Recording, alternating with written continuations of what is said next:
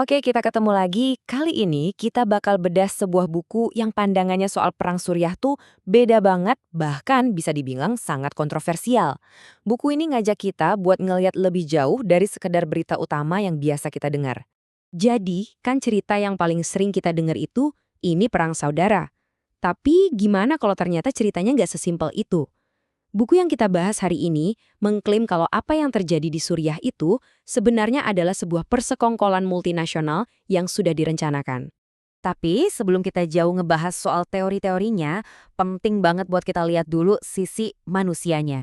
Sisi yang paling nyata dan tragis dari konflik ini ya kan? Dan buku ini ngegambarin itu dengan, oh ya ampun, gamblang banget. Buku ini langsung dibuka dengan adegan yang bikin merinding di Damaskus. Coba bayangin, pagi-pagi biasa orang-orang mau berangkat kerja, anak-anak mau ke sekolah. Tiba-tiba, boom, ledakan bom mobil ngubah segalanya jadi neraka.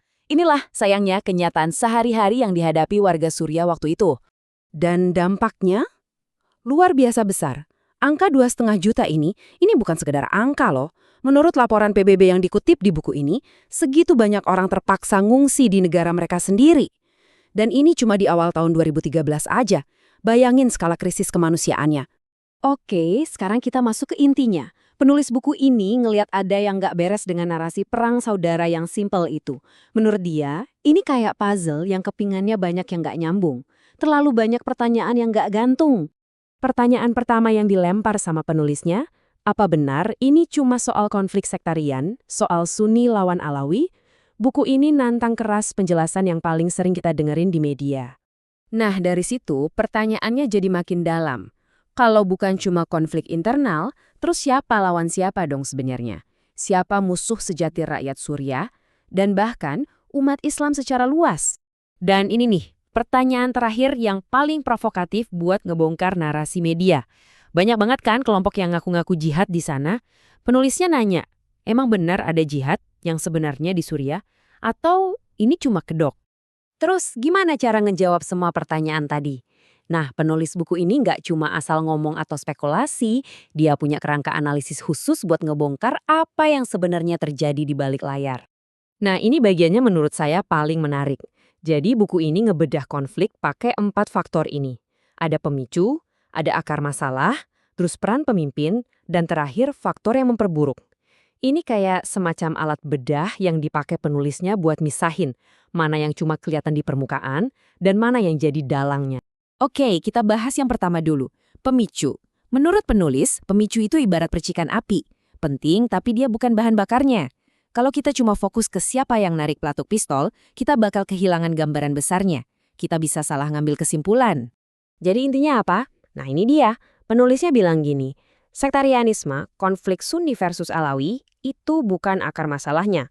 Itu cuma pemicunya, cuma pelatuk yang sengaja ditarik buat nyalain api yang lebih besar.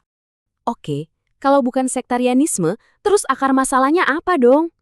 Nah, disinilah kita mulai masuk ke jantung argumen buku ini. Soal keterlibatan kekuatan-kekuatan asing yang ternyata punya agenda mereka sendiri. Dan slide ini ngegambarin dengan jelas banget.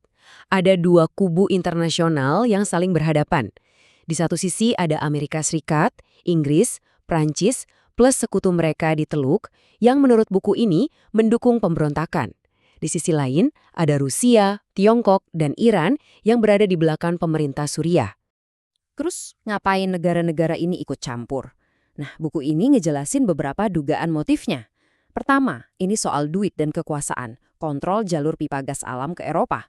Terus ada juga soal geopolitik, kayak rencana Odet Yinon, sebuah dugaan strategi Israel buat melemahkan negara-negara Arab di sekitarnya.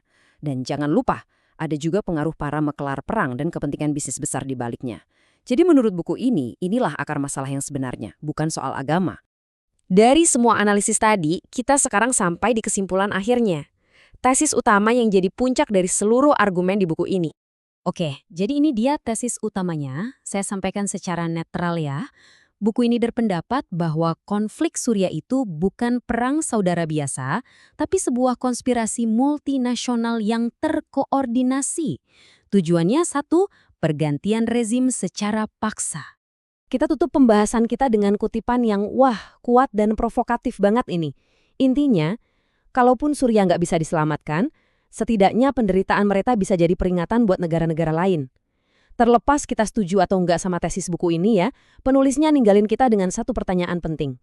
Pelajaran apa yang bisa kita ambil dari tragedi Suriah? Supaya hal yang sama nggak keulang lagi di tempat lain.